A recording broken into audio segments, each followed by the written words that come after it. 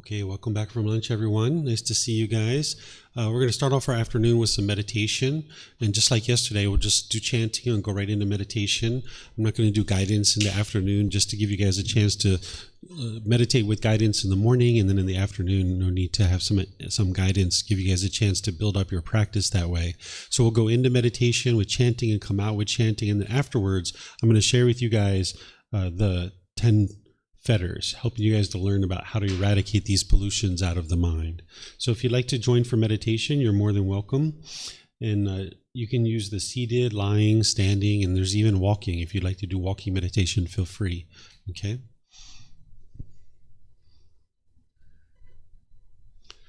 Arahang Samma Sambuddho Bhagava Bhutang Bhagavanang Abhivadeyami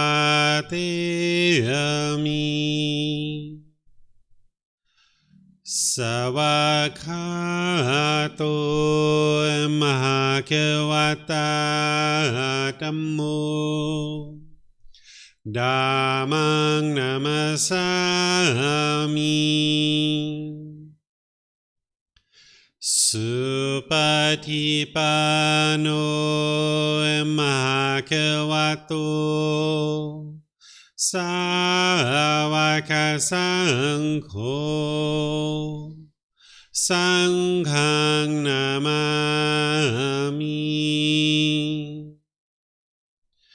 Namo Tassa Bhagavato Arahato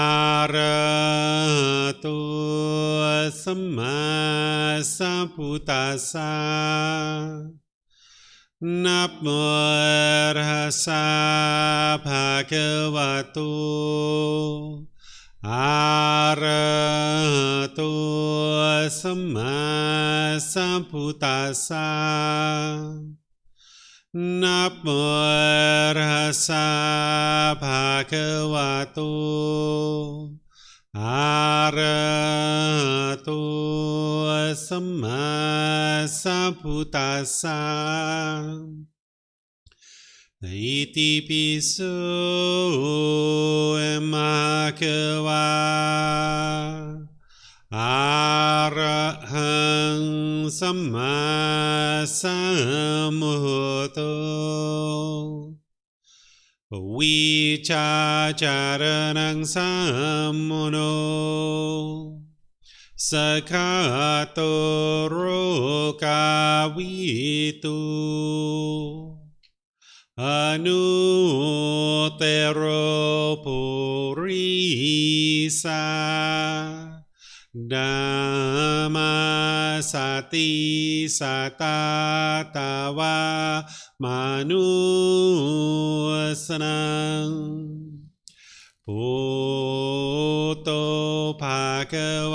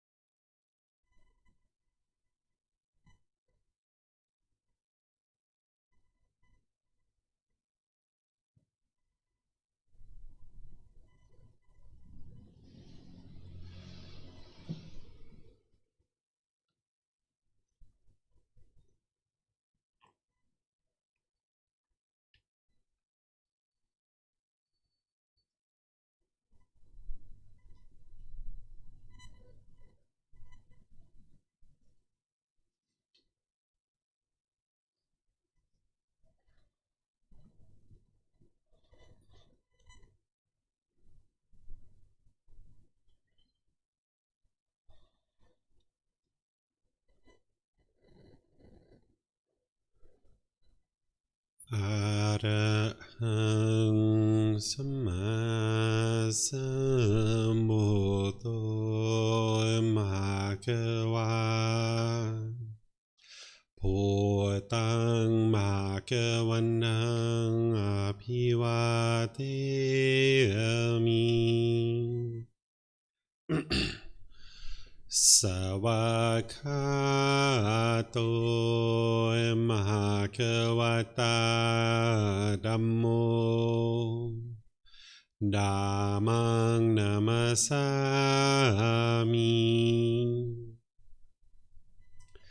Supatipano Bhagavato Sāvaka Saṅkho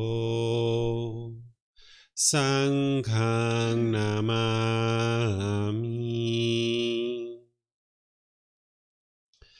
Namo Tassa Bhagavato Arahato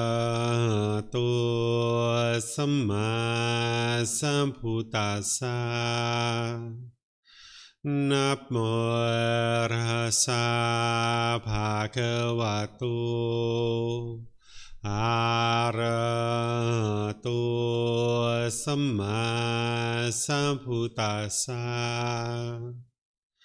Namo Tassa Bhagavato Arahato Samma Sambuddhassa Iti piso Bhagava Arahang Samma Sambuddho Vicacaranang Sammuno Sakato Rokavitu Anuttaro Purisa Dhammasati Satatava Manusanang Bhutto Bhagavati.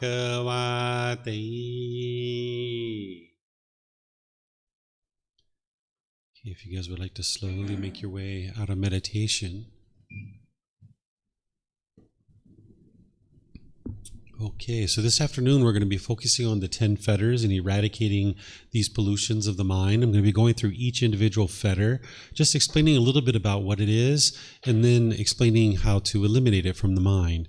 And as we go, feel free to ask any questions, because just like I shared yesterday, I'm teaching to a certain level of detail, and then I'm just waiting for you guys to decide what it is you would like to know more about. Rather than tell you everything I know about any one particular fetter, I'm just going to teach you to a certain level of detail, and then as you guys would like to know more, you can ask more. Okay, so here's the 10 fetters, which is what we were looking at just before lunch, that there's the lower fetters and then there's the higher fetters. I'm going to go through each one of these individually, and as you're eliminating these fetters, you're working to eliminate each of the individual fetters. The mind's moving through these 4 stages of enlightenment, like we were talking about prior to lunch. Okay, so now we're going to talk about personal existence view to get us started. We talked a little bit about this yesterday, so I'm not sure how much of it you guys need me to go into, but essentially what personal existence view is where the mind is holding on to the self-image and the self-identity, thinking that this is who you are. The mind's clinging, thinking that this body and or the mind is you. The mind's confused. It thinks that this is who you are as a person. So it's not to say that there isn't an existence or there isn't a person here. It's just saying that this isn't who you are. Because as soon as you cling to this body, thinking that this is who you are, now when you start experiencing change, the mind is, discontent, is frustrated because it's holding on and clinging to have maybe permanent youthfulness, or to have a certain type of hair, or a certain type of skin, or something like this. But when you start experiencing all this change with the physical body, if your mind's clinging and holding on to this, craving permanence, now your mind's going to be discontent. And the same thing is true with the self-identity. If there's anything that the mind's holding on to, that I am this particular thing, you're not going to be that thing permanently. So therefore, when things start changing, you will be discontent. You will feel sometimes lost in the world. This is where, like, if you've spilled something on your clothing in a social situation and you've been embarrassed, this is because of personal existence view. If you saw a wrinkle or a pimple or a mole or a gray hair, or you got a little fat here or there and you were shaken up by that, this is personal existence view. If you've been standing in the mirror at different times in your life and checking out your hair and just making sure every hair is exactly right before you go out into the world, this is personal existence view. If you have ever been in a relationship where you had a boyfriend or girlfriend and you identified with, I am a boyfriend, I am a girlfriend, I am a husband, I am a wife. When you guys separated, you might have really struggled during that period of time because your identity wasn't intact anymore. The mind was craving and clinging and holding on to this identity of I am a boyfriend or I am a girlfriend. And now when you're single, the mind doesn't like this and you don't feel quite whole. And you might have wanted to hurry up and get right back into another relationship. Or if you've had a certain job or occupation and you identified with this as who you are, when you stop doing that job or occupation, you might have struggled during that period of time. Or if you identify with a certain nationality or a certain sexual orientation and you hear somebody saying something either agreeable or disagreeable about these things, you can have your personal existence view triggered where now you don't feel comfortable. I even had a student one time tell me that they considered themselves a great tipper. They said, I am a great tipper. And now when they started going into restaurants and the restaurants were showing them a computer screen and having them pick a certain amount of tip, they felt conflicted because some of these places they went, they were just ordering a cup of coffee. It was like a 30-second conversation and they got a cup of coffee and they were being approached with, hey, we want you to tip us. And he was choosing not to tip. And he felt conflicted about this because he says, I am a great tipper.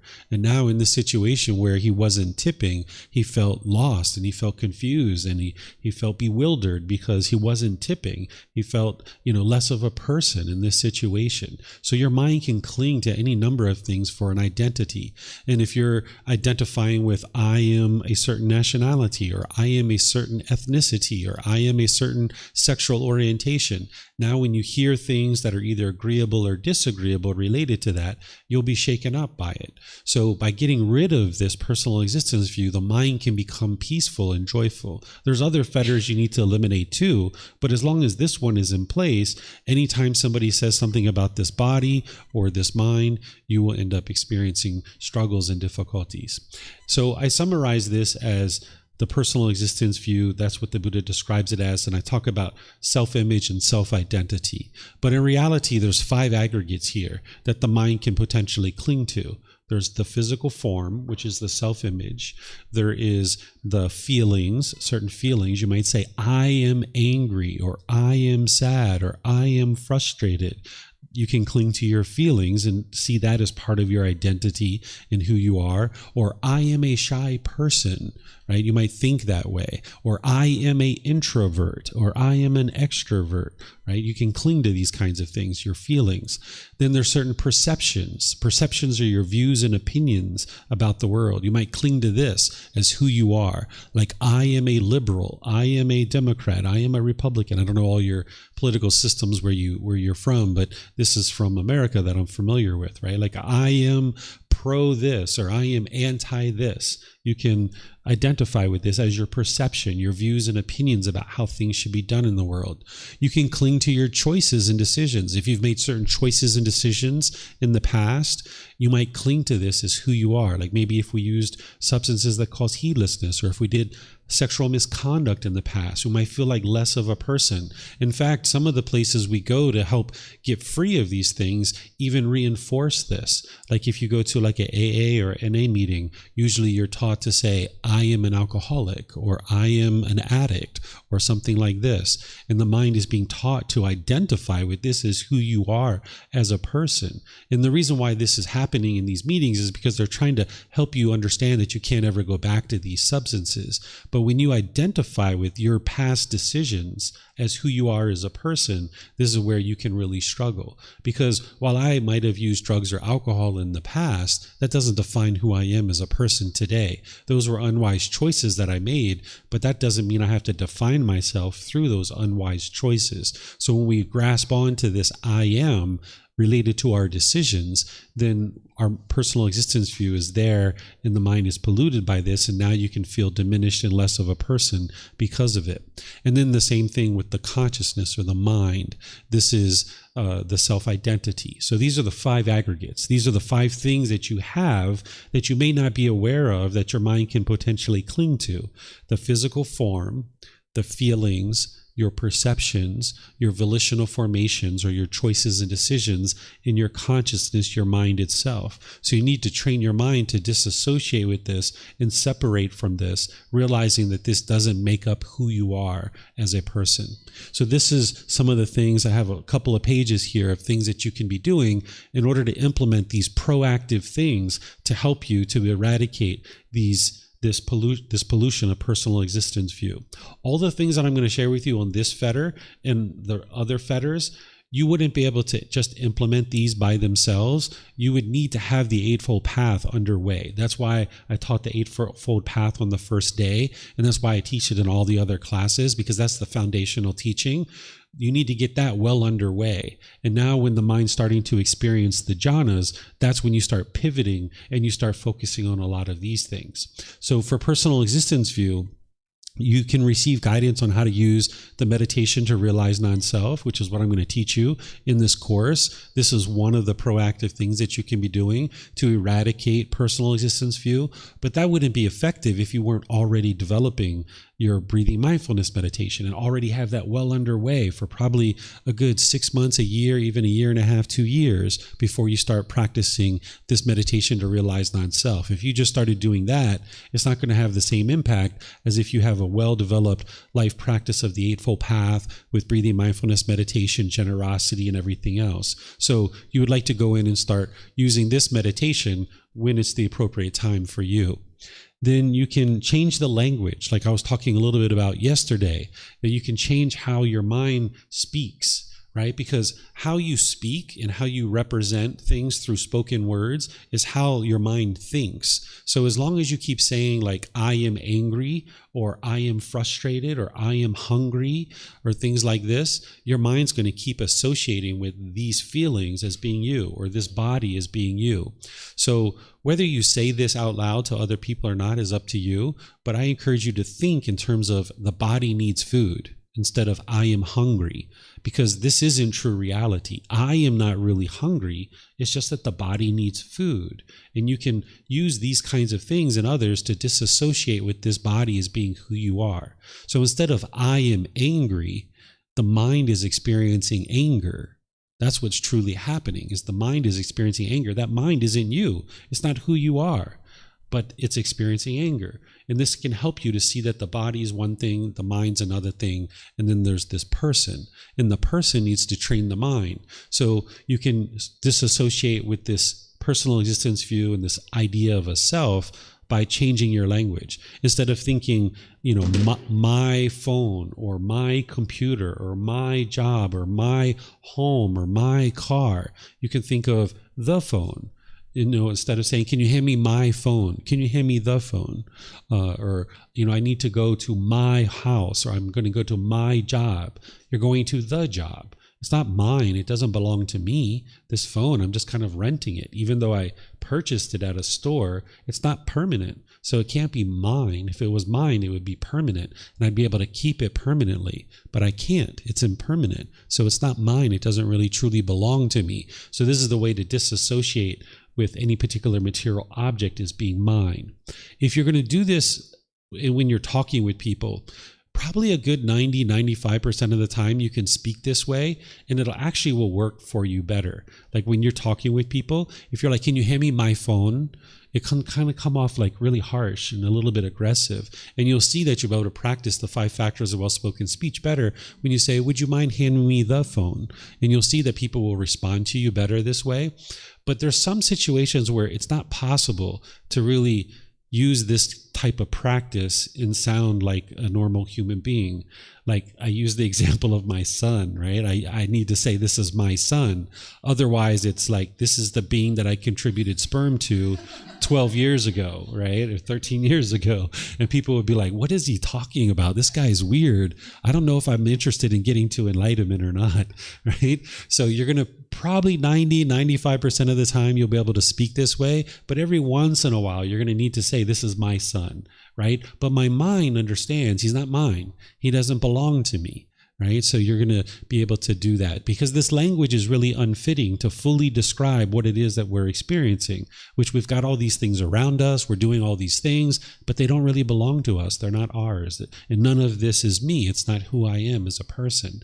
But we need to use language so people understand because the vast majority of the world isn't necessarily speaking this way. So 95% of the time you can speak this way. And what you're doing is you're clearing up the confusion. Because what personal existence view is the mind's confused. It's misunderstanding. So you're trying to be very clear and very precise and very concise about what's truly going on here in this world. Is that I am not angry. The mind is experiencing anger. I am not thirsty. The body needs water.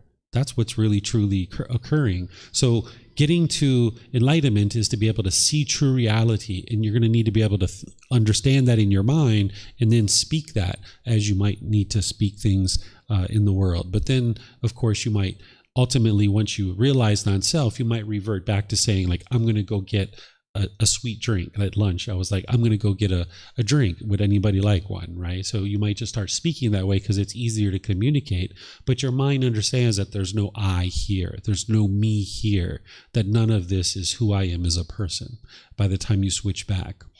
You can develop the perception of impermanence by observing in the world that all these things are impermanent, because what the mind's trying to do is it's trying to grab onto either the form, feelings, perceptions, choices and decisions, which are volitional formations, or the consciousness is trying to cling to this and it wants it to be permanent. So the more you soak into the mind and you can see everything around you is impermanent, then your mind can be more and more liberated from craving permanence and holding on to this personal existence view. So there were many days and even weeks where I would walk around and I would just look at things and try to see if I could find impermanence. So like walking down the street and seeing a crack in the sidewalk, I'd be like, that's impermanence. Or I'd look at a fence and I'd see the fence, the paint was faded. And I was like, that's impermanence. Or I'd be sitting in my room reading a book or something and I'd hear a baby crying next door.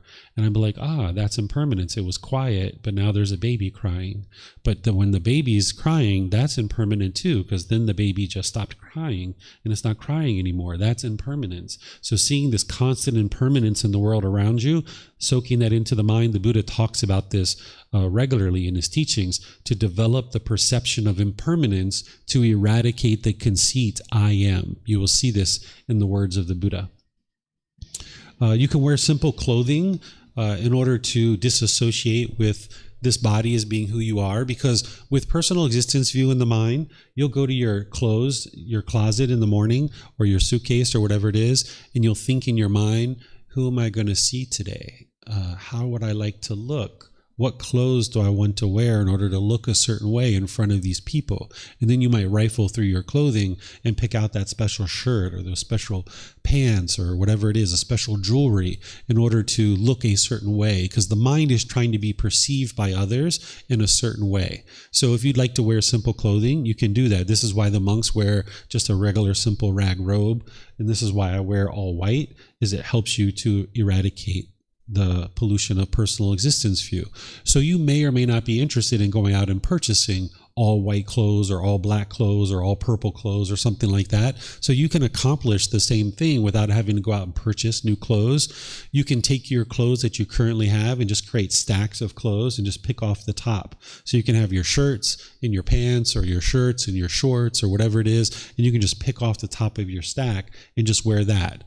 if you're working, say you work in a formal environment and you have like business clothes, then you have casual clothes, you might need to have two different sections where when you go to work, you just pick off of this clothes. And when you are going to casual things, you pick off the top of this clothes. And you'll be able to see personal existence view really well when you're doing this, because once you stack up your clothes, you're going to see your mind still going to want to grab from the middle of the pile or the bottom of the pile. And that's your personal existence view. And that's where you need to restrain the mind and say, no. I'm not going to let you do that. I'm going to take off the top. Because when I started wearing white clothes, my mind was doing this because there were certain white clothes that fit me a little bit better, even though they were all the same. They all were impermanent. So some of them fit me a little bit better. And I'm like, who am I going to see today? Oh, I want to wear this one. And it was the same exact shirt. It just fit me a little bit better. So you're going to see that if you have clothes, that your mind's probably going to grab from the middle or the bottom. So in that situation, don't let it do that. Cut it off and say, no. You're going to pick off the top. So this is how you can implement something like this without going out and buying a whole bunch of new clothes if you'd like. I mean, you can go out and buy a lot of simple clothes if you like, but you don't have to. You can do it this way. You can also eliminate any kind of jewelry that you might wear. If you're used to wearing your favorite rings or your favorite earrings or necklaces or things like this is the mind oftentimes just projecting a certain image. And if you go outside and you've forgotten that ring, you're like, oh my goodness, you're like shaken up by it. So what you would like to do is train your mind to be comfortable to go outside and be completely peaceful and joyful with or without your jewelry. Even a watch, if you're used to wearing a watch every day, I bet if you go outside without it, you kind of feel naked and kind of lost, right? And this is what you're trying to eliminate. So it doesn't mean that you never wear jewelry ever in your life. It just means that you would like to train your mind to be able to go outside without these things. So typically when you're making changes like this, your mind doesn't like it. So if you're used to wearing a certain ring or a watch or earrings or things like this, you might need to go out one day with it and one day without it, one day with it, one day without it, and kind of ease the mind into being able to do this. And then eventually do 2 days without it, 1 day with it, 2 days without it, 1 day with it, kind of gradually do this until you're like 5 or 10 or 20 days without it, 1 day with it, 5, 10, 20, 30 days without it, 1 day with it. You can do it this way. If you're married and your spouse, your partner is used to you wearing a wedding ring and you're taking it off in order to do this, you might be interested to give them a heads up and let them know that you're working on personal existence view. You still love them. The relationship's still intact. Everything's just fine. But you would like to kind of train your mind to be able to go outside without this ring, right? Or some particular thing. So this will help you because these things are all impermanent. You're not going to be able to wear these things permanently anyway. So eventually you're going to have to let them go. And even if you wear them throughout the end of your life, you could potentially lose them. You could, they could get stolen, but ultimately by the time you die, you're going to have to let go of these things. And it's going to be very painful if you haven't done the work prior to death to be able to let these things go. So if you can let them go for periods of time like this, and then ultimately you might decide to just wear that special necklace because you like wearing it, but you've already been able to see that you can go out with it or you can go without it, and you're completely content and peaceful either way. So you need to show your mind that you can do that. If you never put the mind in that situation, you won't know how you feel when you're outside without it. And eventually you're going to have to let go of it when you die. So you'd like to kind of train your mind to do that now so it's not painful when you're getting closer and closer to death. Because if you're holding on to all these things, as you get closer and closer to death, it's going to be very painful. So you can do this with body decorations, you can do this with makeup, you can do it with perfumes and colognes. A lot of times we wear those kinds of things because we're trying to be perceived in the world a certain way. So you can eliminate perfumes and colognes. Those are all things you can work to eliminate, including hair. Facial hair, head hair, these are all things that you can choose to eliminate if you like. These are all things that I'm suggesting to you, right? This doesn't mean you have to go out tomorrow and cut off all your hair, right? You can actually get to enlightenment without cutting off all of your head hair. But in terms of eradicating personal existence view, the two things that I saw that are most impactful is wearing simple clothes and cutting off your hair. This is why the Buddha did that, because it really accelerates the process of getting rid of personal existence view. Oftentimes for women, it's a lot harder to cut off their head hair. For men, it's oftentimes a lot harder to cut off facial hair. They have challenges with that. And if your mind, like the whole idea of cutting off your facial hair or your head hair just bothers you, that's the whole reason why it's important to do it, because your mind is holding on to this, not wanting to let it go. So the more your mind is uncomfortable with something like that, the more reason why more justification that it's going to actually help you if you choose to do that. I've seen some students that will kind of gradually cut their hair shorter and shorter and shorter over a period of months to be able to get more and more comfortable with that. Again, you don't have to cut off your hair in order to get to enlightenment. There's people who are enlightened who never had to cut off their hair, but you're going to need to accumulate a bunch of these other ones in order to be able to get the mind to eliminate personal existence view. But if you're looking for two things that are the most impactful, it's clothes and cutting off your hair. Whenever you see that the mind is trying to project a personal existence view, you would like to cut that off. Like say you go to a party and it's like, wow, look how great I am, right? And you're like, look, don't I look great today?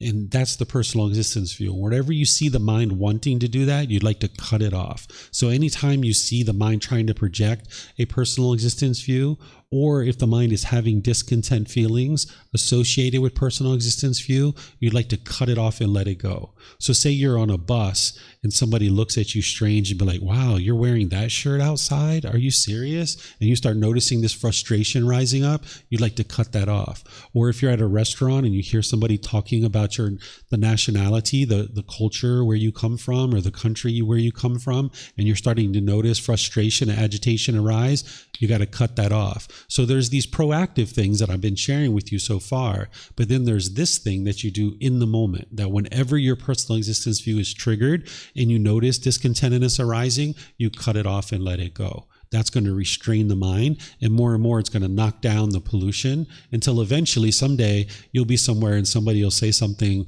about this body or this mind and you won't be discontent.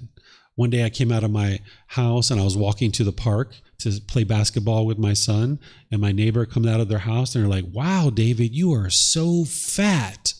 I said, yep, sure am. And just walked away, right?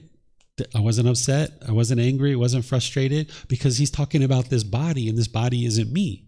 And he's just saying this body is fat. Yeah, you're right. It is. Got a lot of fat there. Yep. No need to be upset. No need to think that he's a bad person or anything like this. He just said that. That was his choice. That was his opinion, right? That was his perception. But I don't need to cling to this body and get all upset about it, because I can't control what other people say. I can't control what other people think. I can't control other people's opinions and views. I can't control those things. All I can do is control my own mind, right? So you can get to the point where you've cut this off so much that someday somebody will say something that would have normally triggered your personal existence view, and you'll see that you can remain completely peaceful and completely joyful, right? Okay, now that was this one and that one. And then the last one is you're going to need to have multiple conversations like we were having yesterday. You're going to need to have multiple conversations like that, where you understand what is personal existence view, where you understand what the universal truth of non-self is. You're going to need to have multiple conversations like that. So that's why I've integrated it into a lot of these courses and a lot of these retreats, because you can't just usually talk about it once and then get it right away. Out of all the fetters, I can say this one is the most challenging one to understand, and it's one of the most challenging ones to eliminate, and it's the first one. But if you can get over this hump, all the rest of them can be a lot more straightforward, because they're more straightforward to understand and they're more straightforward to eliminate. But this is one of the ones that's the most challenging to understand, because we've been taught our whole life to accumulate personal existence view. In our countries, we have flags, we have national anthems, we have other things where our countries really want us to identify with I am German, or I am American, or I am Canadian, because now you'll invest in the country, you'll build up this country. So there's a lot of things that go into us adopting personal existence view, because it's good for a country to have a lot of people that really identify with that. Or like a sports team. or something like this, right? If you really identify with the sports team, you'll purchase the merchandise, you'll purchase the season tickets, you'll go to that game, you'll contribute things to that particular experience, right? So there's people that are incentivizing us to have this personal existence view. And that's why it's so challenging to let it go, because it's so ingrained in the mind. Okay, so this is personal existence view. Then there's doubt. This is the second fetter. What doubt is where you have doubt about the teachings of the Buddha and their ability to attain enlightenment. You have doubt about the Buddha. You have doubt about the community. You have doubt about his teachings. You have doubt about maybe your teacher. You have doubt about your own ability to attain enlightenment. This is very common when you come to the path to enlightenment, but it's a pollution because it'll hinder you from being able to get to enlightenment. As long as you have doubt about the Buddha, the teachings, the community, your teacher, or your own ability to get to enlightenment, you won't be able to continue to make progress through that. But the way you eliminate doubt is not through faith or belief or anything like this. You eliminate doubt through investigating the teachings, through examining them. Because the more you examine and investigate the teachings, the more you reflect on them to independently verify them, you'll see that they're true. And then the more you practice them and your mind is being transformed and you start experiencing those qualities of the jhanas that we talked about, you'll eliminate your doubt. You'll eventually get to a point where you're not enlightened yet, but you'll have no doubt that these teachings are leading to an improved condition of mind because you've seen it. You've seen the truth that you came out of your house, your neighbor said you were fat, you were like, yep, sure am. And you just kept a smile on your face, you kept walking, right? It was no big deal. You didn't even think twice about it, right? You'll know that, hey, these teachings have really worked because you see these accomplishments in terms of your mind, that it's not upset, it's not frustrated. So the way you get to the elimination of doubt is not blind belief or faith or anything like this, but it's through investigation of the teachings. So if you have doubt in your mind about whether the Buddha existed, if you have doubt about his teachings, if you have doubt about this community and our ability and interest to help you, if you have doubt about me, whether I can help you, or doubt about your own ability to get to enlightenment, this is normal. This is what people come to the path to enlightenment with. But what you do is you harness that doubt. You turn it into an inquisitive mind. You roll up the sleeves. You sink your teeth into the teachings. You open up the books. You start reading the books. You start coming to the classes. You start watching the videos and listening to the podcast and asking your teacher questions. And the more that you do that, if you penetrate into it deep enough, you'll see that the teachings lead exactly where the Buddha said they do. He used to tell people, come, examine my teachings. Come, examine, because he knows that they lead to enlightenment. If you examine them close enough, you'll see that to you for yourself. So that's how you eliminate this doubt, is by gaining this confidence in the Buddha, the teachings, the community, your teacher, and your own ability to attain enlightenment. And as you're seeing the condition to your mind improving, getting into the jhanas, that's where the confidence is really starting to build as you're experiencing the jhanas. And that's why you need to eliminate doubt before the mind gets into the first stage of enlightenment. And that's why by the time you eliminate doubt, getting into the first stage of enlightenment, you will get to enlightenment because you've eliminated your doubt. By that point, you know that these teachings lead to enlightenment. You're not enlightened yet, but you don't have any doubts whatsoever. And that's why by the time you get to the first stage of enlightenment, you are going to get to enlightenment. It's just a matter of time. Okay, so this is doubt. Then we have the third fetter, which is wrong behavior and observances. There's two aspects to this fetter. I'll describe both of them. The first part, wrong behavior. This is the unwholesome moral conduct that the mind has related to like your speech, your actions, and your livelihood.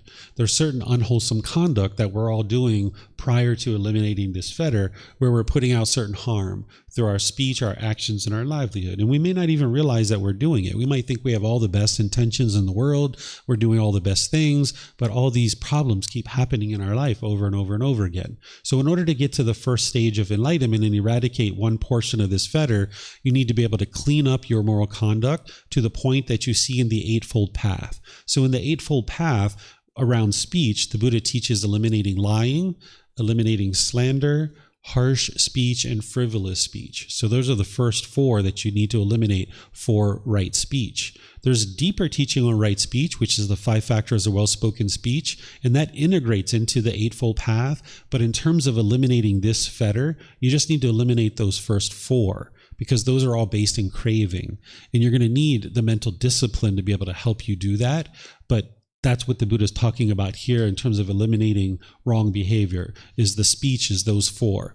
Then the same thing with right action, eliminating the killing, the stealing, and the sexual misconduct. You need to eliminate those 3 in order to eliminate this particular wrong behavior.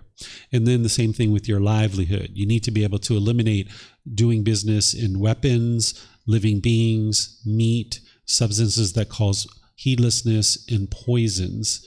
And then you need to purify your livelihood in terms of not scheming, not flattering, belittling, hinting, or pursuing gain with gain. Those are things that I showed you yesterday, and they're in the book in chapter 5, volume 1, chapter 5. You can see the first fold of purification for your right livelihood. So when you purify your moral conduct through speech, action, and livelihood, you're causing a significantly less amount of harm in the world through your moral conduct. And then this is why you're going to see improvement to the condition of your mind. Because if you ever lay awake at night and thinking, what did I say to that person? Why did I do that? That's not right. I shouldn't have did that. And you might have like turmoil over what it is that you're doing in the world. By the time you understand the natural law of karma and you've purified your moral conduct, you won't have those sleepless nights where you're worried about what you said to one person or another, because you'll just know with 100% certainty that you're speaking with right speech and you're not causing harm through your speech. If that person got angry or mad, you know that it wasn't from your speech, it was from their craving, because you'll know that it's been 6 months, a year, 2 years, you've been using right speech for all this time, and 99.9% of your conversations go just fine. But this person that is getting angry, that's their craving. It's not you that's causing that, right? So you'll rest easier knowing that your moral conduct has been improved. And then you'll see less and less of these things coming back to you, because as you're decreasing your unwholesome moral conduct and increasing your wholesome moral conduct, people around you will be practicing more and more moral conduct with you as well, wholesome moral conduct. You'll see right now, if you speak harsh and aggressive with people, people speak that way with you. But if you eliminate that for an extended period of time, then less and less people will be speaking that way with you. So getting rid of wrong behavior is going to help your mind be more at ease, more peaceful, more joyful, because you know you're not causing harm to others, but also you're going to see less and less harm coming back to you because you're not causing harm in the world. What wrong observances are, these are the rites, rituals, ceremonies, and worship, thinking that these are going to produce enlightenment or produce spiritual growth. Whether you choose to do these things are up to you, right? You might decide that you'd like to go to the church or the synagogue or the mosque or something like this with your family on a family outing or something like this. And they might be doing all kinds of rites and rituals and ceremonies and worship and things like this. But your mind needs to understand that that's not what leads to enlightenment. That in order to get to enlightenment, you need to cultivate wisdom, and rites, rituals, ceremonies, and worship doesn't cultivate wisdom.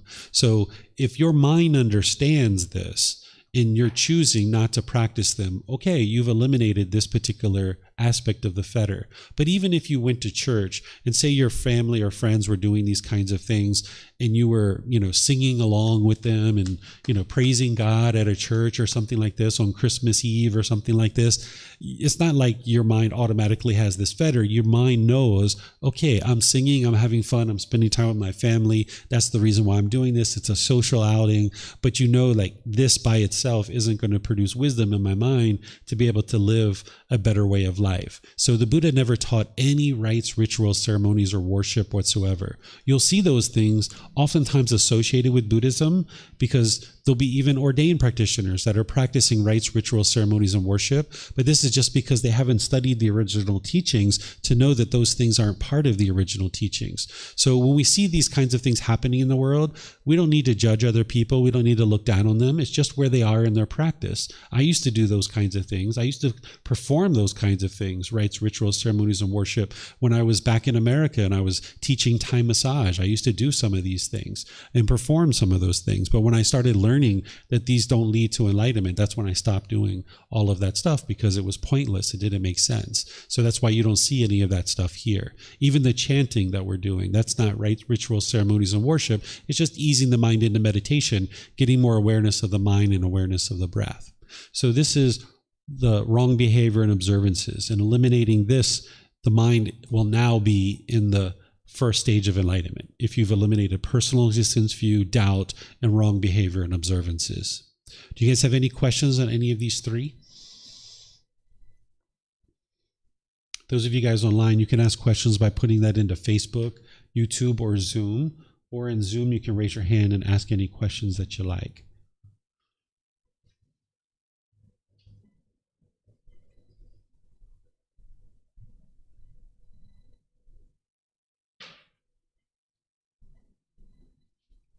Steve has a question. Thank you, David. On the personal existence view, when it comes to like maintaining good health, I know the body's impermanent, but I know that if I do a certain degree of exercise, my health is going to be better. Mm-hmm. Or if I take a few supplements here and there, like, is there a middle way here of how to navigate this? Or yeah, it's the understanding that this body isn't you, but the mind is inhabiting this body, and it's wise to take care of it and make sure it's healthy, because then you're going to feel more comfortable. The body's going to feel more comfortable in the world. So that's where wise decision making comes in. Everything that the Buddha taught is based in discernment or wise decision making. So it's a matter of the mind understanding to not define who you are as a person through this body, while understanding that the mind is inhabiting this body, and let's take care of it and make sure that it's healthy. So just like you're not interested in defining yourself, like if you have a little bit extra fat, that this is who you are, but also say you're really fit and you're really muscular, not defining yourself through that either, that I'm doing this out of wise decision making to extend my life and to enjoy life and have a more comfortable life because the body is more healthy. Because sometimes we can become arrogant and prideful and boastful because maybe we look really good, maybe we have a six-pack or something like this, and now we cling to that thinking that that's who we are, that we're this six-pack, and now look at us, aren't we so great, walking around with our shirt off, right?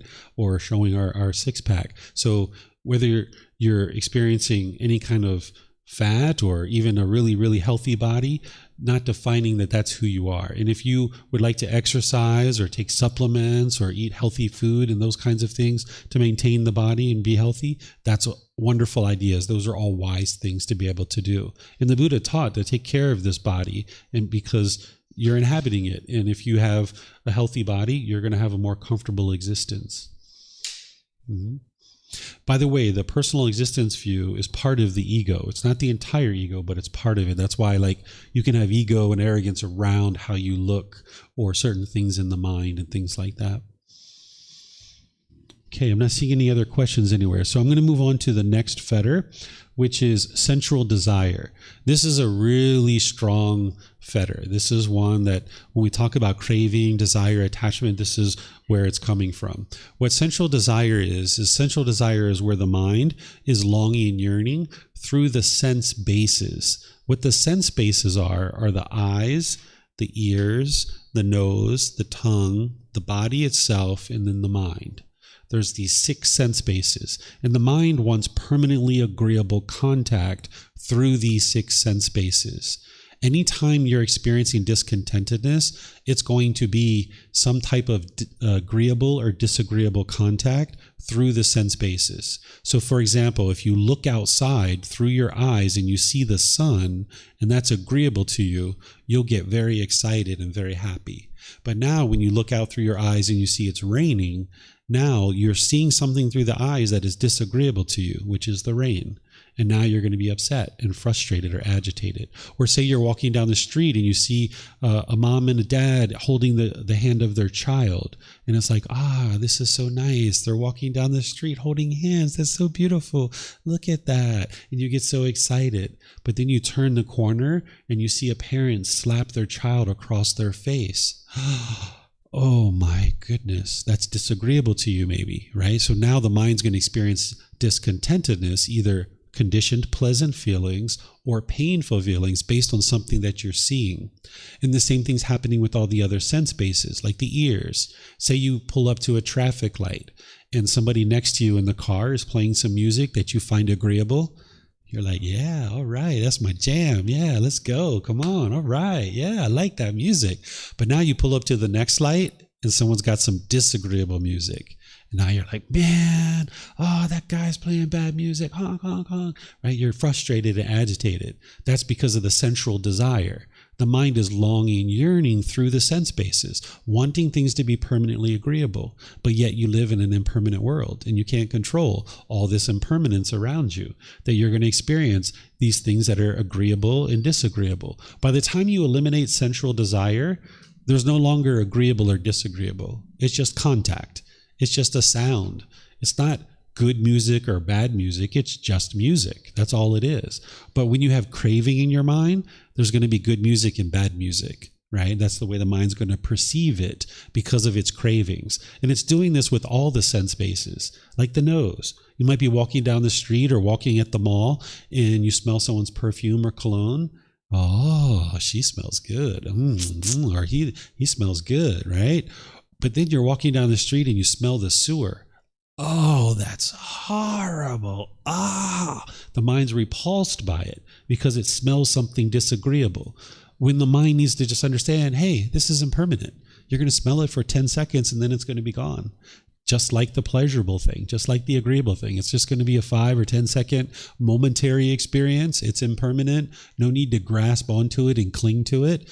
You'll know when you eliminate sensual desire, you'll know something smells, wow, that smells quite nice. Or, oh, that doesn't smell so great. You'll know that, but your mind won't be repulsed by it and it won't be clinging and craving to it when it smells good. Same thing with the tongue. There's certain foods that you eat that you find agreeable and you really get pleasant feelings when you eat those things. But then when you have other foods, then your mind's repulsed by it and you're maybe disgusted by this food and you might try to push it away, right? And then the same thing with the body. There's certain fabrics maybe that are touch the body, or maybe you walk down the street and when you're walking down the street all by yourself, you feel really great because that's agreeable to you. But then when someone bumps into you, now you feel angry and you feel frustrated. Maybe you're ready to fight this person because they stepped on your shoe or they hit you in your shoulder as you were walking down the street. This is bodily contact, that the mind is craving this permanently agreeable contact. When you live in an impermanent world, you're going to bump into people and people are going to bump into you sometimes. This is just the nature of existing in the world. This is all impermanence.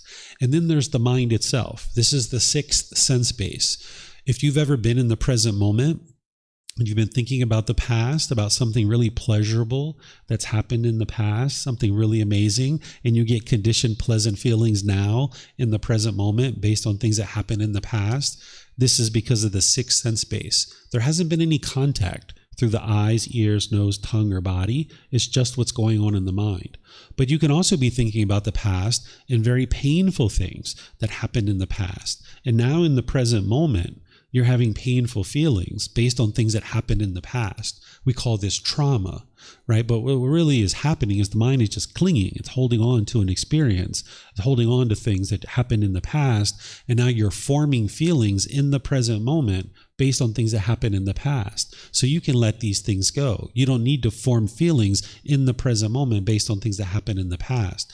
But with sensual desire, your mind's going to be longing and yearning and looking for all those pleasurable things that you experienced in the past or even in the future. If you've ever been at work before and you've been thinking about this vacation that you're going to be taking 3 months from now, and you're getting so excited about this vacation that you're about to take, there hasn't been any contact through the eyes, ears, nose, tongue, or body, but it's that sixth sense base of the mind longing and yearning for that holiday. And now you're getting pleasant feelings in the present moment.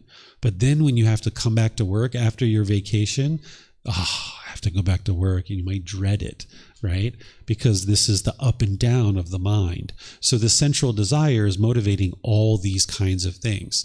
That craving, desire, attachment, wants, expectations that we talk about generally when you're learning the Four Noble Truths and when we teach you other things, that's what we're referring to as the fetter of sensual desire. The way that you eliminate it is with breathing mindfulness meditation and generosity. These are the two that are really targeting it the most. But then you need to guard the mind with right mindfulness, those 4 foundations of mindfulness. The Buddha talks about mindfulness as a guard, that you're guarding the mind. Because anytime you see the mind go up or you see the mind go down, you need to take action to cut it off and let it go. So your mindfulness is like a guard. It's like a security guard. We call the 6 sense bases the doorways to discontentedness. Because anytime you become discontent, it's coming through one of those doorways. This is why sometimes when you're really stressed and you just close your eyes, you feel more calm, because you're shutting down one of your doorways and there's less contact coming through the eyes. So this is one of the ways that you might calm yourself down. So if you're guarding the doorways to discontentedness with your mindfulness, when you're noticing discontentedness starting to arise, one of the things that you can do is just choose to walk away. So say you're in a conversation and say you're noticing the frustration starting to arise. That's your central desire, because you're hearing something that you don't want to hear. It's disagreeable to you. Rather than stay in that situation, you're guarding the mind with mindfulness. You're guarding your doorways. You can walk away because you understand that it's contact with this sound that's causing the central desire to arise. And this is where you can take action to walk away and now protect your doorways. You go away for 5 minutes, you go away for an hour or two or a day or two, and now you can come back and talk to that person rather than being unskillful in that moment, allowing the mind to be frustrated and agitated and annoyed and yelling and hollering and screaming at them. Being hostile, this isn't going to solve anything. This is part of the problem. This is just producing unwholesome results in your life. So if you understand central desire and you've been training your mind with breathing mindfulness meditation and you're training your mind with generosity, more and more your mind will be able to let go. So in the moment when you're practicing your mindfulness and awareness of mind, when you're noticing the bodily sensations associated with discontentedness arising, you should be able to let go and walk away if that's what you need to do. Or redirect your mind. If you're watching the news and you notice the frustration starting to arise, you can cut it off, or you can get up and walk away. But if you're holding on, if you're clinging, you're craving, you're not going to be able to let go. So you need to be able to let go and walk away. So that's where the mindfulness is going to help you. But if you didn't have the proactive training of the breathing mindfulness meditation and generosity there, it's going to be very hard to let go in the moment. So removing this central desire from the mind is to cut off and let go of the bodily sensations associated with the cravings, desires, attachments. As I mentioned yesterday, if you can become aware of those bodily sensations that are arising before the pleasant feelings, painful feelings, and neither painful nor pleasant, and easily cut it off there, your mind is very close to enlightenment. It's not going to be in the next week or two or the month or two, but within the next 1 year, 2 years, 3 years, you're going to be experiencing enlightenment. Because if your mind has developed the ability to notice the bodily sensations and be able to easily cut them off and let them go at that point, you're very close to enlightenment. Even the Buddha says this himself. Okay, so this is how you eliminate the central desires, through these things. And through eliminating central desire, it will actually help you eliminate ill will, but you do need to go in and actually eliminate ill will too. But with less cravings, you'll automatically have less ill will. This is the 5th fetter. Ill will is the bitterness, the hostility, the aggression, the harshness, the resentment. That's coming through in your intention, speech, and actions.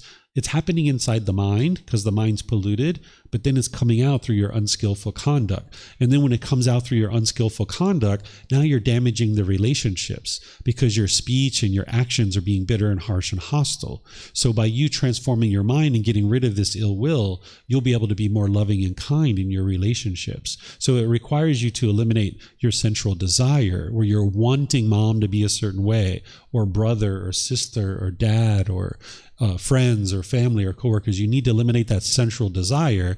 By bringing that down, it's going to automatically work to eliminate some of your ill will. But there is some ill will in there that's been formed. We didn't have this when we were babies, like I was talking about yesterday. We didn't have ill will. We didn't go into the nursery at the hospital hating other babies, right? We didn't have that. But over time, because of our misunderstanding, because of our lack of wisdom, when our central desires weren't getting fulfilled, we attributed those painful feelings that we experienced to something external.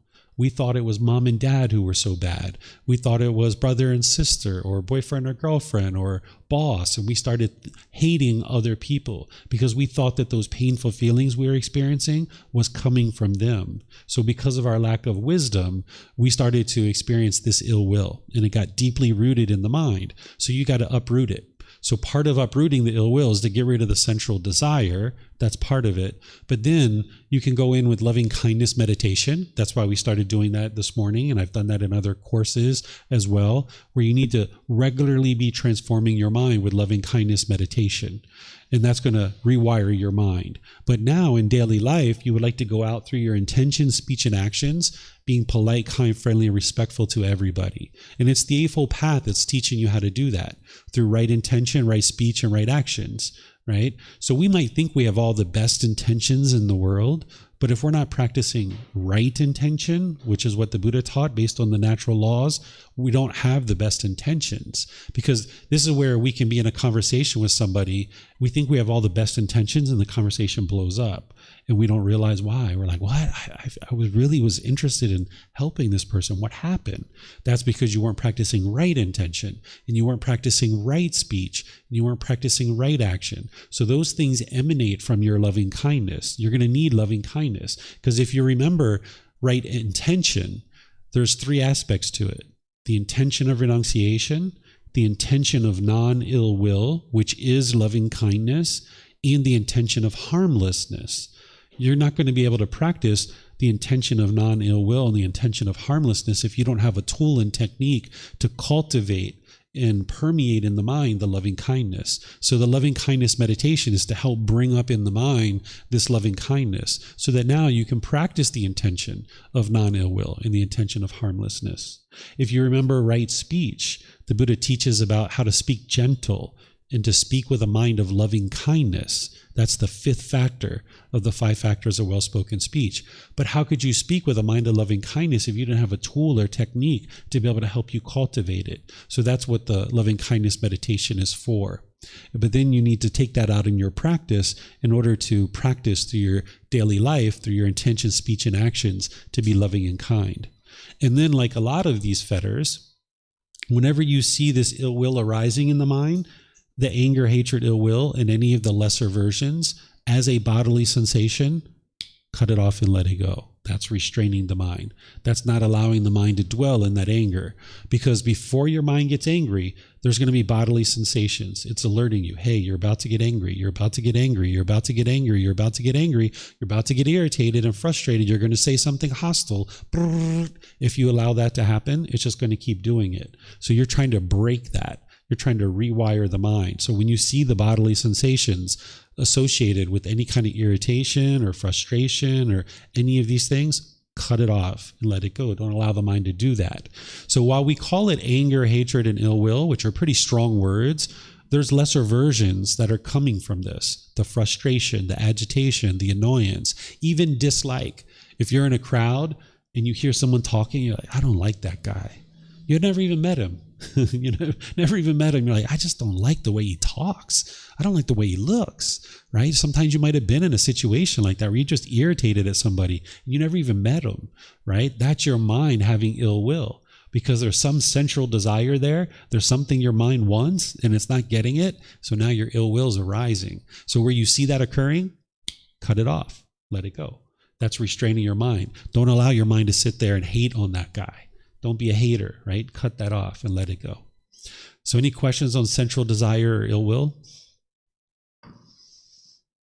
Steve's got another question.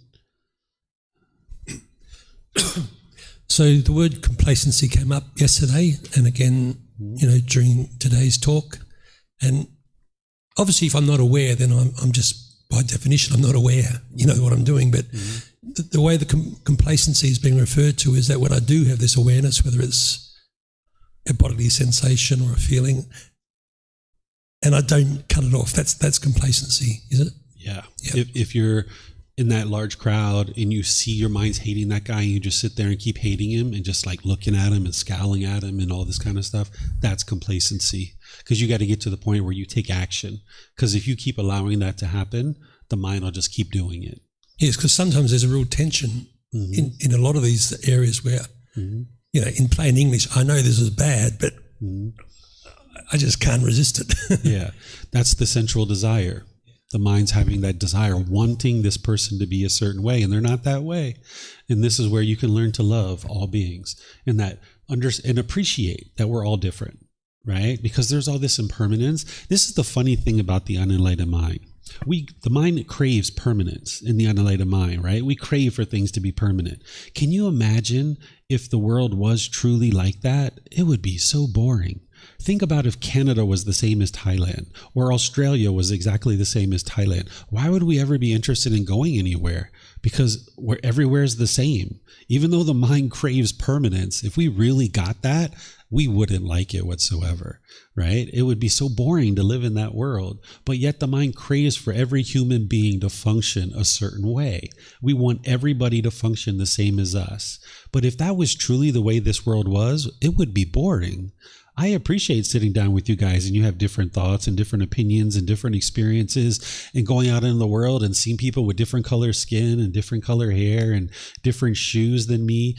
If everything was permanent in this world the way the mind really wants, it would be horrible, right? We wouldn't really enjoy being in that world, but yet that's what the mind wants. So you can tell yourself sometimes, look how silly you're being, silly mind. Of course that person isn't going to do that thing that you want them to do because you do that thing. Other people don't do that thing. The world is impermanent. So sometimes you can just laugh at yourself and be like, silly mind, what are you doing craving permanence? Of course that guy talks different than you because they're a different person. There's impermanence. And this is the beauty of the world, is that things are so different, right? It's the silly thing about the mind. The other thing while we're on this topic about how the mind craves permanence, as much as the mind craves permanence, and as I just shared, it would be really boring, I think, to live in a world where everything's the same. Not only that, but the mind craves permanence. It keeps wanting this permanence. And as soon as you train the mind to be comfortable with impermanence, it finally gets what it always wanted, which is permanence. It gets permanent peace. It gets permanent joy, right? So the fact that the mind craves permanence, it can't ever get to it because it lives in this impermanent world. But as soon as you train the mind to be comfortable with impermanence, it finally gets what it was wanting all along, which was permanent peace and permanent joy. That's one of the funny things about this path, is that your mind will finally get what it was always wanting. But you have to train it not to want that anymore. And that's when it will actually accomplish it. Okay. All right. So this is the ill will. So if you've eliminated up to this point, which I know none of you have at this point, but if you eliminate up to this point, the mind would be in the third stage of enlightenment. It would be experiencing the non-returner. If you've eliminated number 1, 2, and 3, you're in the first stage of enlightenment. And if you've thinned out number 4 and 5, which is sensual desire and ill will, your mind's in the second stage of enlightenment. So for example, if you're noticing that you're less interested in sexual contact, you've thinned out sensual desire to a certain degree, right? But when you fully eliminate sensual desire and ill will, that's when now you've eliminated all the 5 lower fetters. The mind's in that third stage of enlightenment. But then you'd like to start focusing more on these upper fetters, these higher fetters, in order to get to enlightenment itself. I'm going to talk about 6 and 7 together because they're very similar. Desire for form is where you have a desire to exist in one of the form realms. Like you have a desire to come back into the human realm, or you have a desire to exist in the animal realm, right? You might want to be a bird, or you might want to be a cat or a dog or a horse or something like this. If you have a desire for existence in a form realm, this is desire for form. And then desire for formless is desire to exist in one of the formless realms, hell, afflicted spirits, and heavenly realm. There are people who have a desire to exist in hell, right? And there are people who have a desire to exist in the afflicted spirits. This is like ghost. And then there's plenty of people who have a desire to exist in heaven because they don't realize this is impermanent. They think it's a permanent existence. So people are desiring and longing and yearning to exist in the heavenly realm. So you need to eliminate the clinging to any of these aggregates, the 5 aggregates, and ultimately get to the point where you don't fear death. Because as long as you're clinging to existence in either the form or formless realms, you're going to fear death. You're not going to want to die, right? And if you have sensual desire, you're not going to want to die either because you're holding on to material possessions. So there's a practice which is called reflecting on death or contemplation of death, where you sit and you close your eyes and you envision that you've died, and you kind of play that out like you're a fly on the wall. Like you kind of like are overseeing the police show up to your parents' house, or maybe a doctor or nurse calling your parents and saying, hey, she's died. You might even think about you've been in a car accident or a plane accident or something like this, and now you watch it. What happens? Your parents are probably going to start crying because they're attached to you, right? And they're starting to plan the funeral and the viewing and all these kinds of things. Your family's coming together, kind of celebrating this or whatever it is. You're not planning for it to happen. You're not aspiring to die, but you're just kind of getting comfortable with this impermanence of this life, because death is going to come visit you. That's the one thing for sure, right? We're all required to die. It's going to come visit you. And it's probably going to come when you're least expecting it. And it's going to sneak up on you. And you can allow that to happen. Or you can confront death on your terms. That's what reflecting on death is, or contemplation death. You're confronting death on your terms. You're saying, hey, death, I see you over there. I know you're going to come visit me, but you know what? I'm coming to visit you. I'm going to come see you, right? And now you go see death and you're like, hey, I see you there. You're not so bad after all, right? Of course, I need to die. You're like, okay, I see you there, right? You're coming to visit it. And you're going to probably need to do this more than one time. And you might grieve. You might be sad when this is happening. You might even cry as you're thinking about your own death. And this is because the mind's letting go. You're eliminating your clinging and your craving.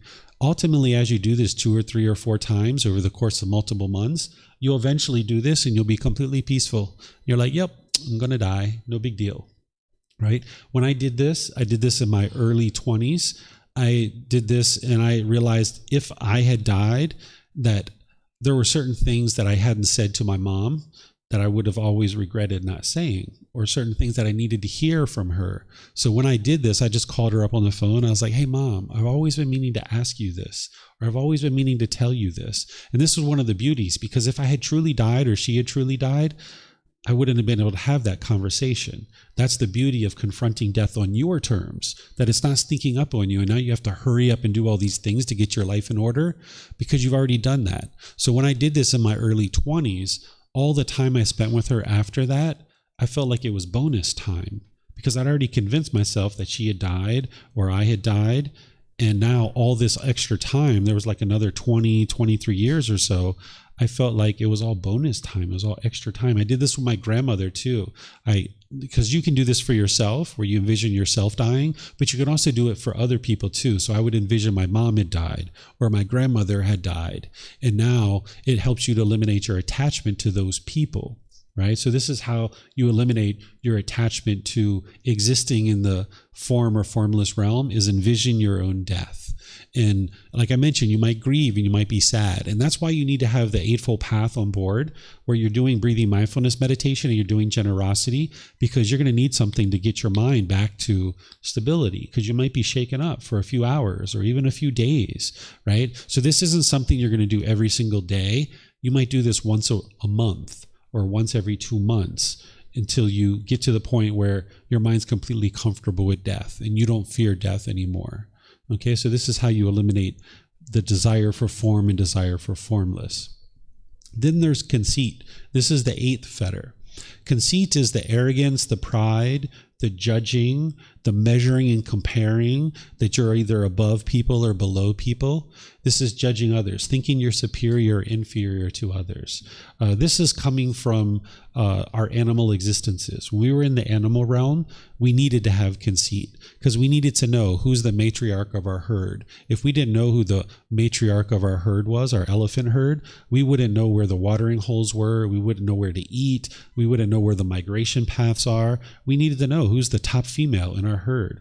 When we were wolves, we needed to know who the alpha male and alpha female are, because they're teaching us to hunt. And if we didn't know who they were, we wouldn't learn how to hunt and we wouldn't learn how to survive. So when we were in the animal realm, we had all this conceit and we needed it in order to survive. But when we come into the human world, our mind oftentimes retains this And now it causes us problems, because when you're egotistical around other people, people will tend to push you away. Human beings will push away a person who's egotistical. So if you have a lot of ego, you might find that it's hard to make friends or hard to maintain relationships, because people will tend to push you away. So you would like to eliminate this conceit where you're not putting yourself above people or below people.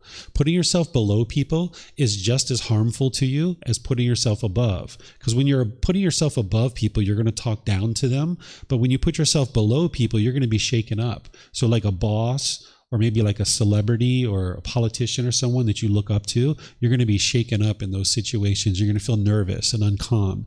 And now you're not going to perform well at work. So you would like to be able to view everybody as equal, that you're equal to everybody else and everyone else is equal to you. Sure, the boss is making a lot more money than you. They have a lot more responsibilities than you, but that doesn't mean they're more important than you. They're just performing a different role. Of course, there's a president or prime minister of our country. There's a king in this country. I'm sure that he's doing whatever he needs to do as a king, but that doesn't mean he's any better or any worse than anybody else. If there's someone outside sweeping the streets, they're just as important as the king or the prime minister or somebody else, right? We like to have clean streets. So when you walk down the street, you would like to treat everybody equally. When I see people sweeping the streets, I why them just like I might why an immigration officer at immigration. I'm going to treat everybody with respect, right? And this is helping to humble your mind and bring the mind down to earth and treating everybody equally. So I have a lot of these things here that I usually share to help you understand how to eliminate conceit. But based on the time, I'm going to talk about this when we talk about eliminating the ego. I'm going to walk through each one of these in detail and show you guys what this is. There's a whole bunch of them here. Then there's restlessness. What restlessness is this is a confused, distracted, worried, anxious mind. This is the opposite of singleness of mind. If you ever have been sitting somewhere and you like bob your knee like this is the mind.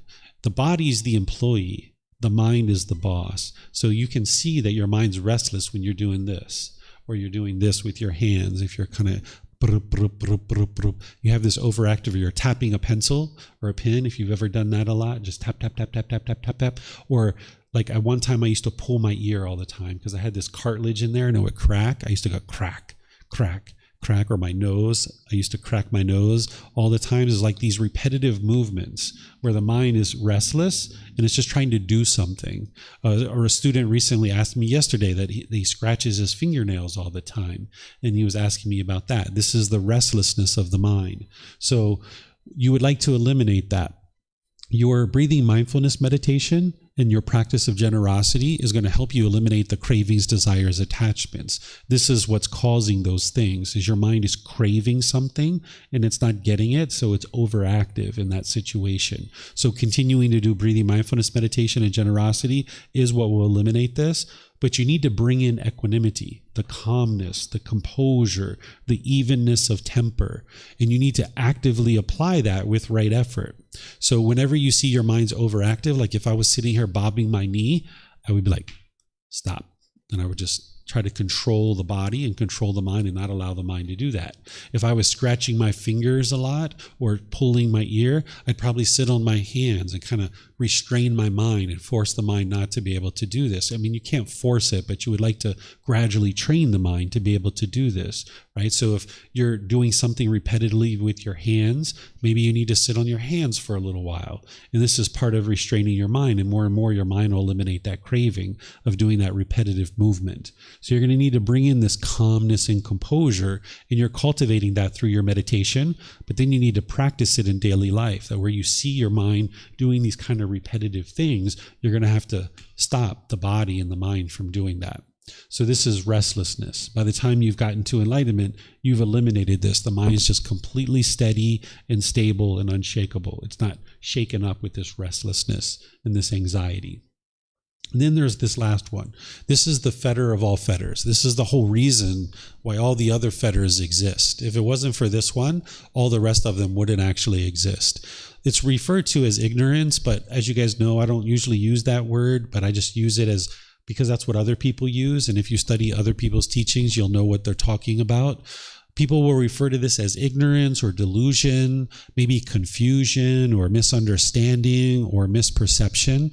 I like to refer to it as the unknowing of true reality, or the lack of wisdom, because the mind isn't understanding the way the world truly is. It's not understanding the natural laws. That's what it's ignorant to. That's what it's unknowing of. It doesn't understand the natural laws. And because it doesn't understand these natural laws, the mind continues to experience the same problems over and over and over and over again.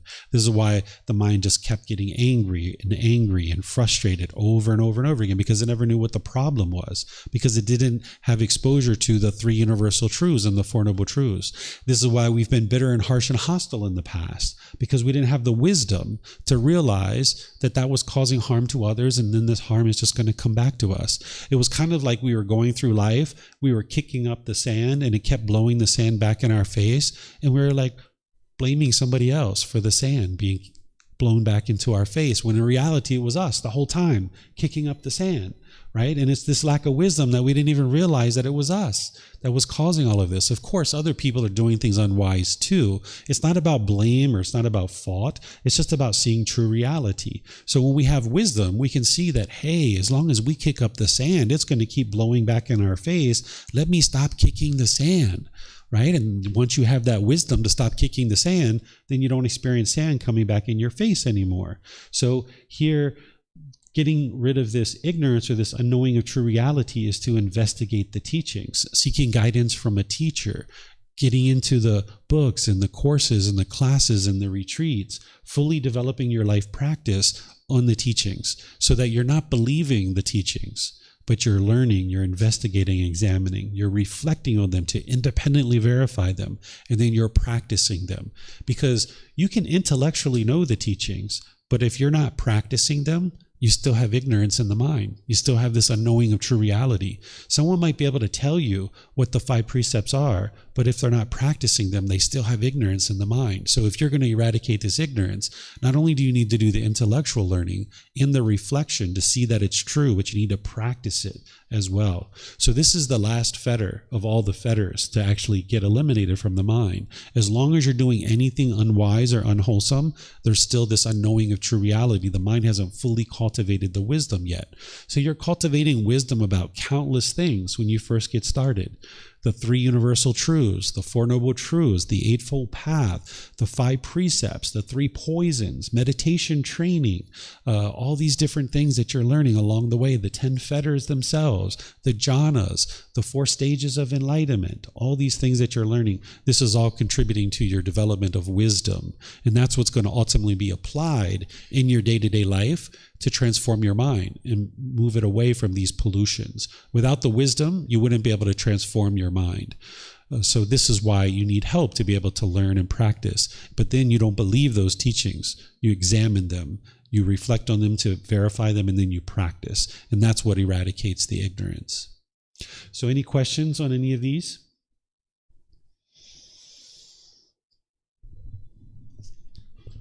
No questions? Okay. Let's see if we have any questions online. Not seeing any questions online either. Oh, we have a question from Rachel. Go ahead, ma'am. Hi, David. I have a question on trauma. You just mentioned that we need to get rid of the sensual desires, do meditation, or we can practice eightfold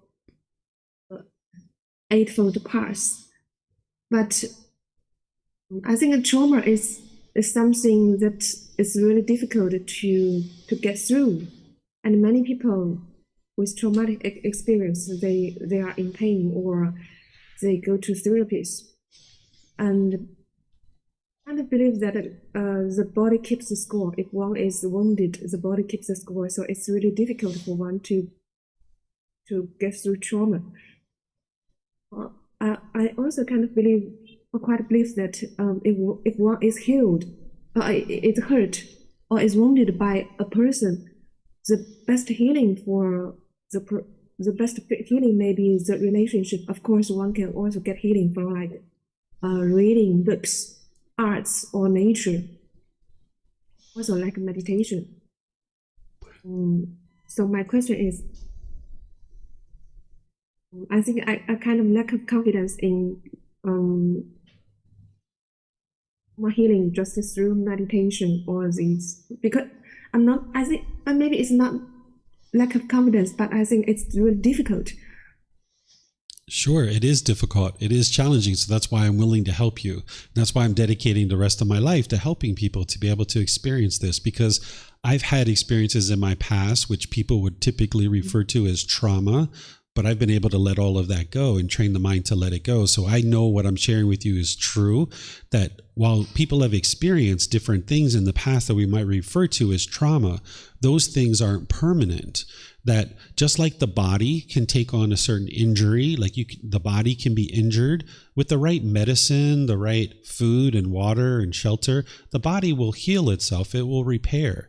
The same thing with the mind, that the mind can take on a tremendous amount of pain and suffering, but with the right teachings and the right practice, the mind can heal. But with a lack of wisdom, the mind doesn't know how to do that. So because the mind craves permanence, it's the same thing that the mind's holding on, it's clinging. So if you've had, say, physical abuse or sexual abuse or mental abuse or something like this in the past, the mind can cling to this and hold on to it. The same way of saying it's craving permanence is to say that the mind's clinging and it's holding on. So what you're doing is you're training your mind to let go and not to define who you are as a person and what you experience and basing your feelings on those experiences. So while I have memories of the experiences that I had in the past that someone might refer to as trauma.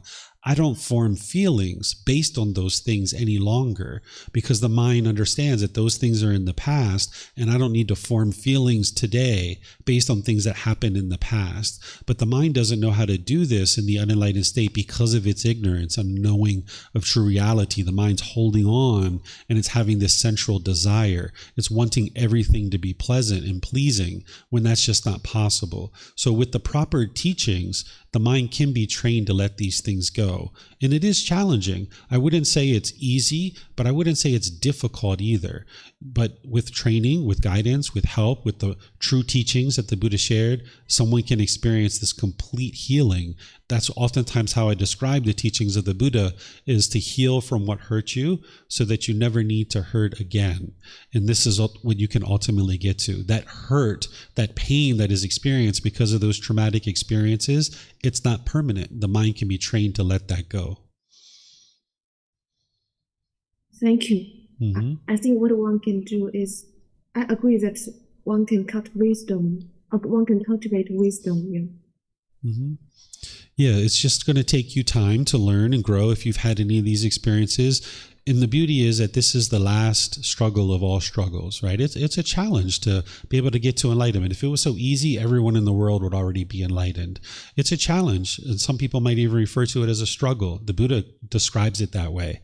And he teaches you, don't shrink back from the struggle. Because when you're struggling, this is because the mind lacks wisdom. There's just certain wisdom that the mind doesn't have. That's why it's struggling. So if you run away from that or you shrink back from that, you're just going to ensure that the struggle continues.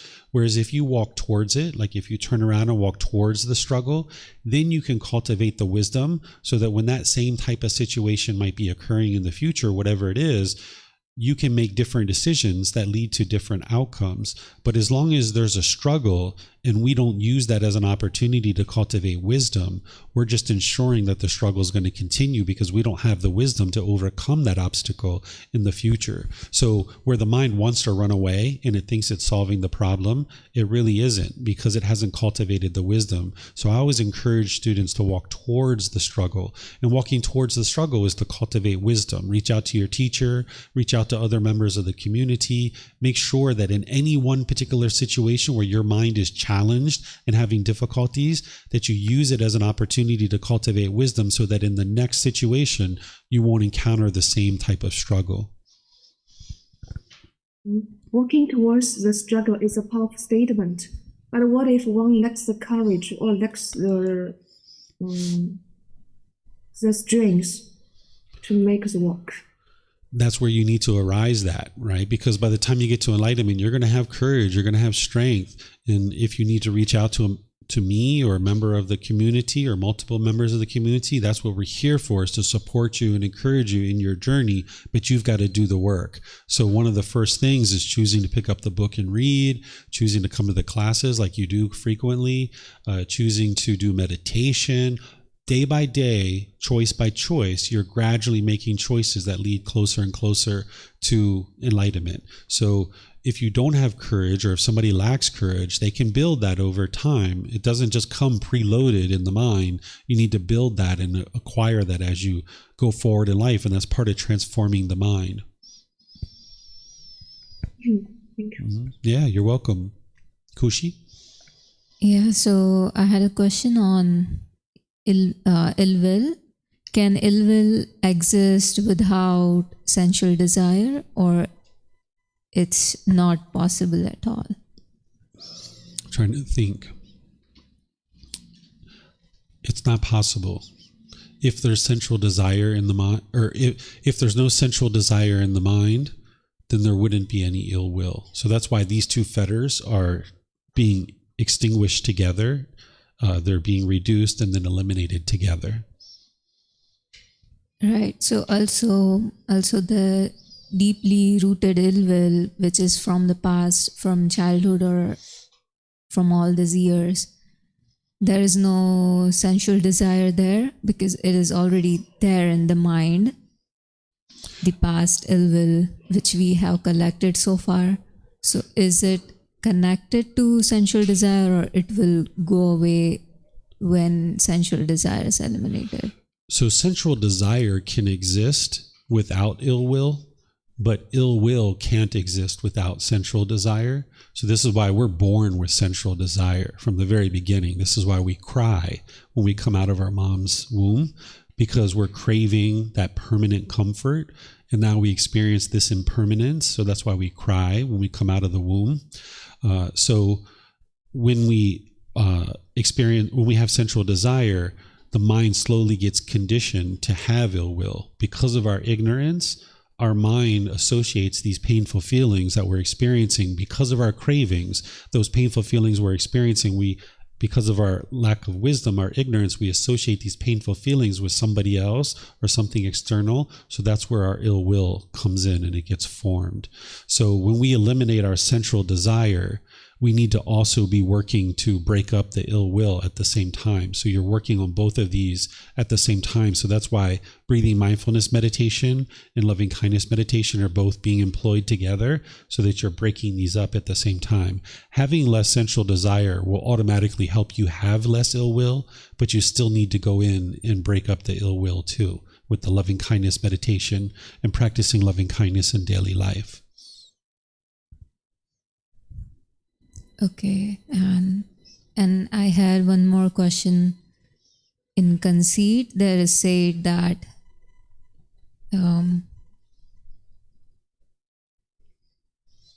listen to others teach you wisdom without any interest to teach them back. So even if that wisdom is not true, how to resist to not say them when they are directing this teaching to you, and so how to do this thing. Yeah, so I haven't talked about these yet, but I will when we get to talking about the ego. But since you're asking a question about this one, I'll explain it to you. So what I'm sharing here is not what you should do always. What I'm teaching you is how to eliminate conceit. So say you know that you have a certain amount of conceit and you're looking to become more humble. One of the things that the mind does when it has conceit is when you hear somebody teach something, the mind's going to want to come over the top and say, well, let me show you something. Let me show you what I know. So instead of doing that, like, for example, you can go talk to people and you can ask them questions. And then when they're sharing something with you, just listen to them without any interest of teaching them anything. Even though what they're teaching you, you might know more than that, or you might know that they're teaching you or sharing something that is not true. What I'm teaching you here in order to eliminate conceit, in order to help you get rid of that, is to just listen. And I'm not saying that you should do that always, right? Because this isn't permanent. It's just to help you eliminate your conceit. That where you see that urge from the mind to come over the top and tell this person something, what I'm sharing with you is restrain the mind and don't allow the mind to do that in that situation where you're working on eliminating conceit. And you would like to do that for an extended period of time. But then in the future, if you're in a situation where somebody's saying something and you know that it's untrue, or you have something that you would like to share with them, there's ways that aren't conceitful for you to be able to do this. So say somebody shares something with you and you know that maybe you know something that's a little bit different, or you know something beyond what it is that they're sharing. A conceited way to do this would be like, oh, well, that's not correct. Let me tell you the right way. This is the way it is, right? And you're trying to come over the top of them. But a non-conceited way to accomplish the same thing would be, okay, I understand your view on that. Are you interested in hearing another perspective? Are you interested in hearing another opinion? And in some cases, they're going to say yes, and then you share it. In some cases, they're going to say no because of impermanence. They're going to sometimes say, no, I'm not interested in your opinion. If you don't have conceit, you'll be completely comfortable with that. If you don't have central desire and conceit, you'll be completely comfortable when they say, no, I'm not interested in your opinion. Okay. You can still be peaceful and joyful. But if you have conceit, you'll be angry that they didn't want to listen to you because your ego wants to come over the top and teach them something that you feel like you know. So if you can put your mind in a situation where it's not trying to teach anybody anything, this can help you to eliminate any ego where the mind's having this urge or this craving to come over the top and teach somebody something. But that isn't necessarily the way that I would suggest you do it forever, right? Because that would be permanence. It's just during this time frame where you're working on eliminating conceit, because you can ask the question, are you interested in hearing another perspective? And in some cases they'll say yes, some cases they'll say no, and you're going to need to be comfortable either way. So if you can train your mind to be comfortable without even saying that, with just listening, then you'll be able to be completely peaceful and joyful in the future when you might ask them, would you like to hear my thoughts on that? So in this case, even if when they say yes, and I share my whatever opinion I have, but they still are not ready to hear that, or are still trying to teach me something, and that creates an environment of like a debate or something. So yeah. This is the interesting thing about the ego is you can ask the person, are you interested in hearing a different opinion? And they can sometimes say yes. And within the first 5 seconds of you talking, they're like cutting you off and their ego's trying to jump in there and they don't want to hear what it is that you have to say. And that's where you need to be very observant and very wise. And when you see that, just refrain from talking. So if I do that, if I say, hey, would you like to hear a different opinion? They're like, oh, sure. What do you have to say? If I start talking and then they jumping in, their ego's jumping in, I'd be like, you know what? It's okay. No worries. I need to go over here. We'll talk another time. And I'll just go away.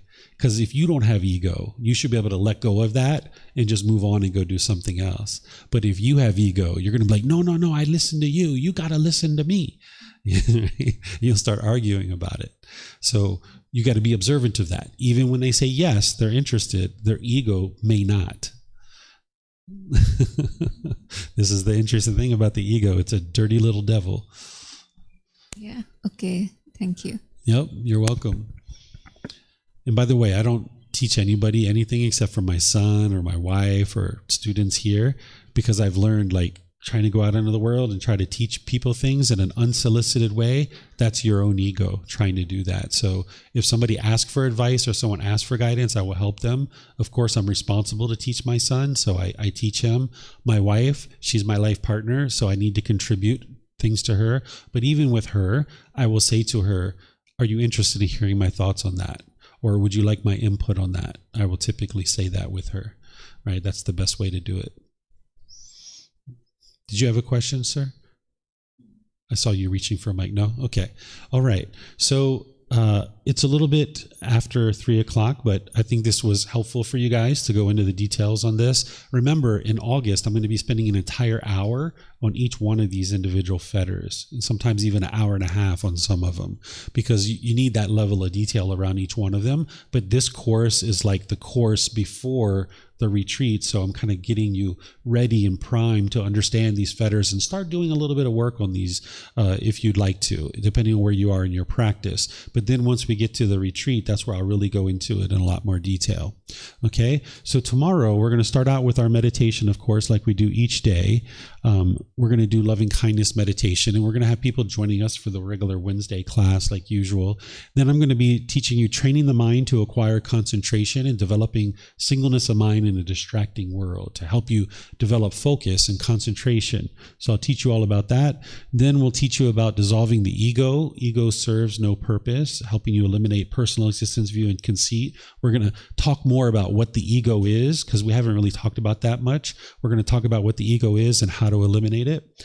Then after our lunch, then we'll do breathing mindfulness meditation, of course, and then we're going to talk about animal to human, the evolution of our consciousness, where you're learning about the cycle of rebirth and how our animal existences have conditioned the unenlightened mind, where you can start identifying these animalistic instincts because you're shedding that in order to become a better and better human being. That's what you're doing on the path to enlightenment, is becoming a better and better human being. But as long as you have these animalistic instincts, we're not animals anymore. We're humans, but the mind in the unenlightened state functions very much like an animal. So by identifying what these things are and starting to shed them, it will actually help you to become this better and better human as you're shedding these fetters. So thank you guys for your questions. Thank you for all you're doing to keep the temple nice and clean. I see you guys cleaning after class. This is very wonderful. Thank you for that. And as you guys need help, just let me know. I'll see you guys perhaps tomorrow. Okay? Sawadee krap. Sawadee krap.